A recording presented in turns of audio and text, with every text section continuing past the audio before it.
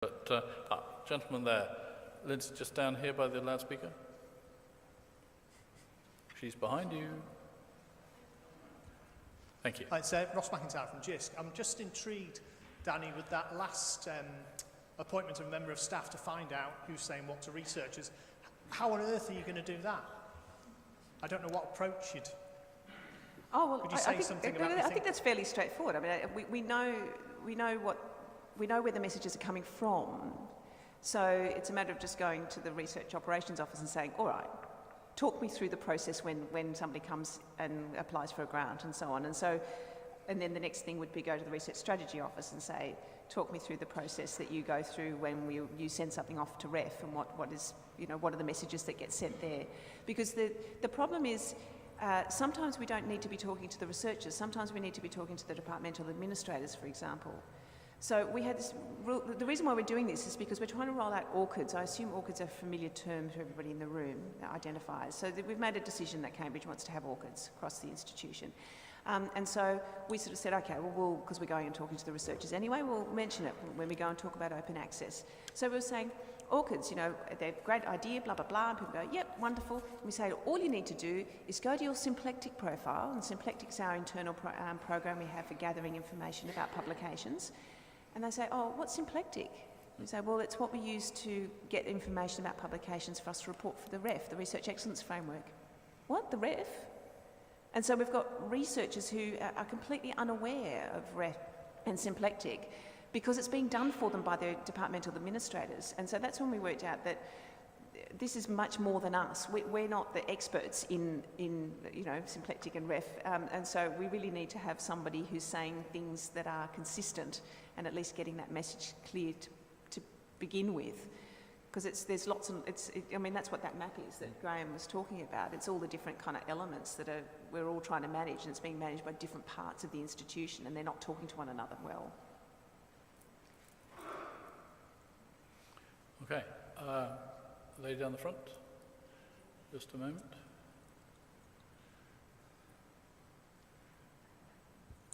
Thanks. Anna Clements, University of St Andrews.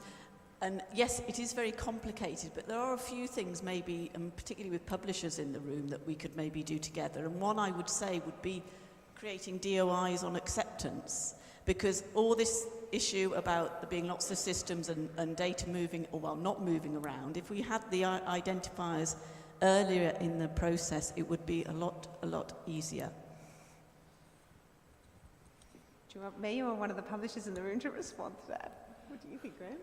Well, I would say I would agree with that, but also as someone who pretends to be a publisher for the University Press at Huddersfield as well, I know that if I create a load of DOIs, I get a really scary monthly report saying my compliance for DOIs is terrible. I'm above the 2% or something like that. So yes, but also you end up with a lot of dead DOIs if you're not careful. It'd be nice if from acceptance it was a very short space of time to publication, but if it's going to be quite a while. Sorry?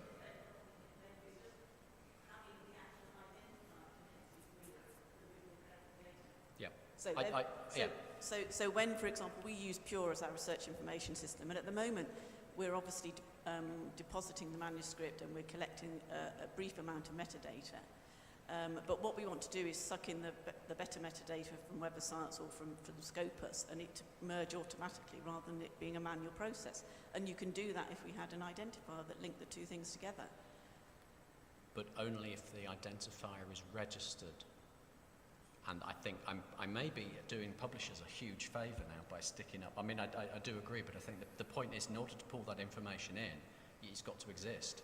And if you've just got a DOI and haven't registered, then those are also the DOIs that we hate for the publishers that sometimes forget to actually register the DOI with Crossref, and you try to pull it in and it says this DOI doesn't exist.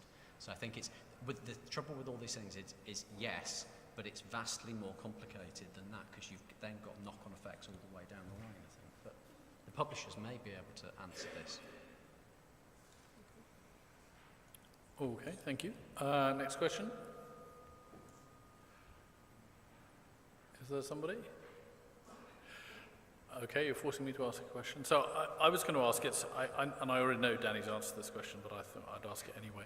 From your description, well, both of your descriptions of the complexity of the processes and the difficulty of compliance and getting researchers to do things that they either don't want to do or haven't heard they're even supposed to do, wouldn't it be easier if researchers simply submitted their papers to the journals that they liked and the journals then published them and we went back to the way it was 20 years ago? Well, it probably would be easier. I mean, there would be less administration associated with it, sure. But it depends on what you try to achieve. So I was a bit sort of horrified when I got to the UK and realised that open access had become code for compliance.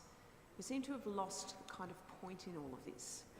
The point in all of this is that a vast majority of people in the world who wish to have access to research can't see it because it costs too much money.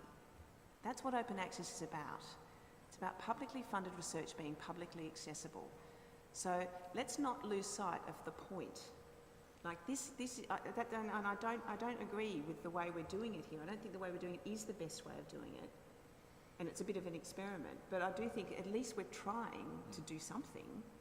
And if the conclusion we come to this is that it's not going to work, well then let's try something else. But we do need to keep mind of the reality about some poor researcher who's in an environment where they've got to go into work at 3 o'clock in the morning because the internet download space is so limited during the day because students are using it and they have to get their download for emails at that point. And those people don't have access to the latest research because their institution can't even pay for an internet connection that's strong enough, let alone a subscription.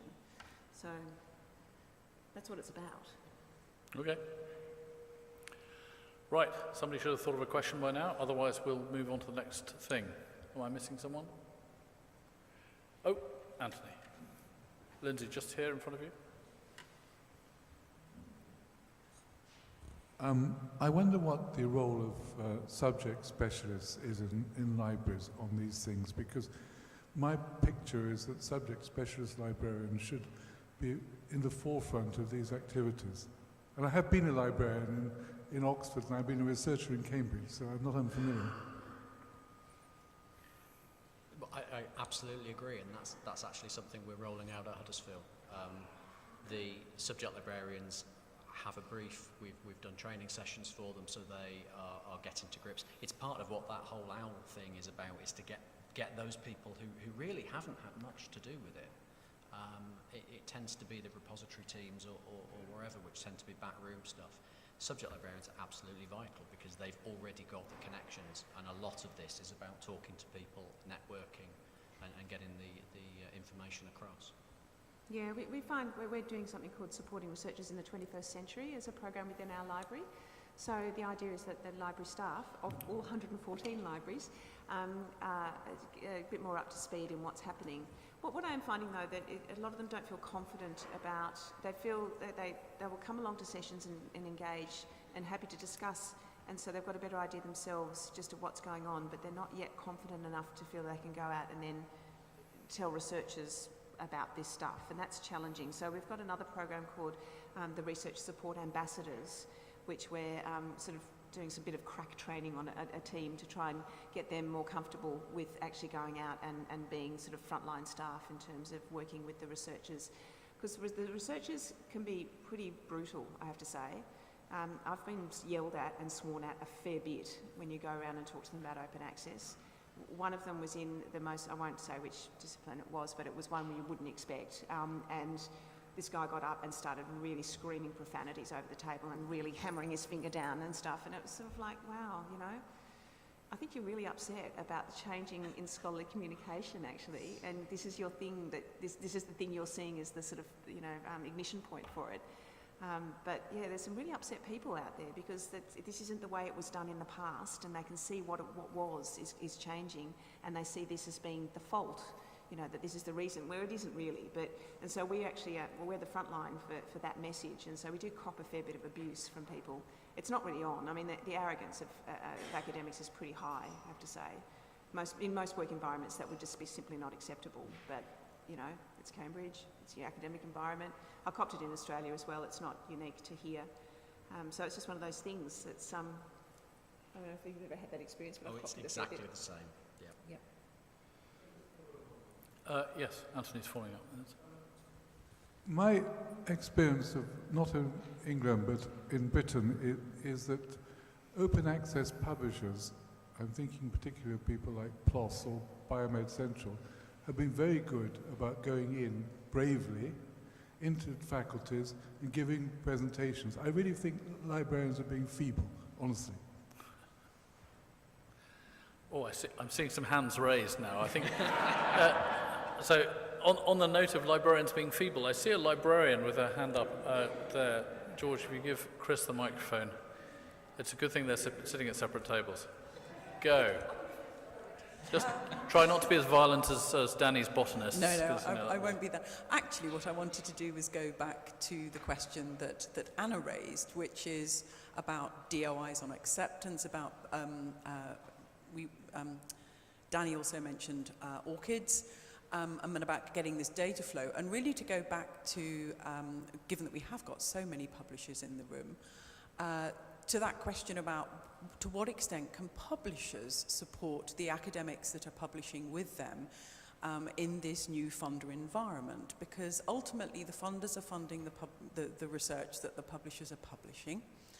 And to what extent, therefore, I'd love to hear from some publishers, because I know that some are supporting their academics.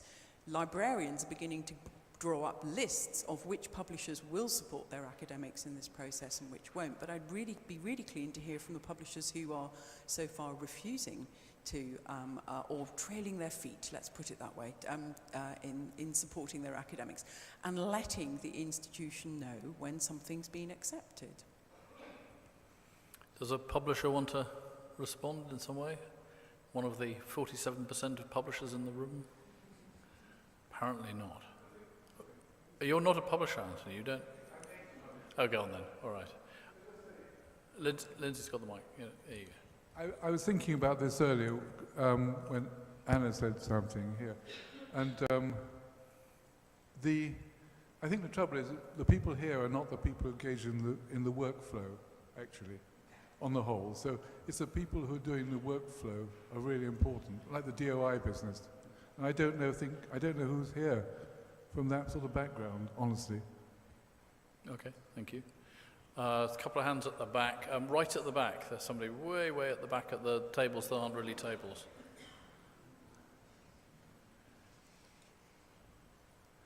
And I think this will be the last comment, and then we'll have to move to workshops. Tasha Mellins, Cohen, Semantico.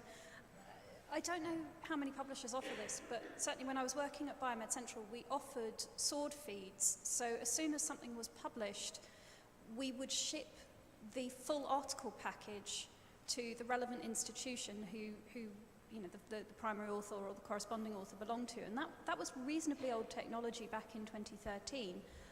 I don't know how many other publishers have implemented that, but it seems like it would be quite a nice solution to some of these deposit problems. Okay, thank you. Actually, if I can, just to follow on from that, for the 47% of publishers in the room, if you get back to the office and look up JISC publication router, it will do that, and they need you to talk to them in order for that to work. So there is the stuff there, we just need people talking to each other. Thank you. All right, on that positive note, I think I'm going to call this session to a close, and I'll give you some directions to the workshops and so on. But first, can we just have a quick round of applause for our two great speakers?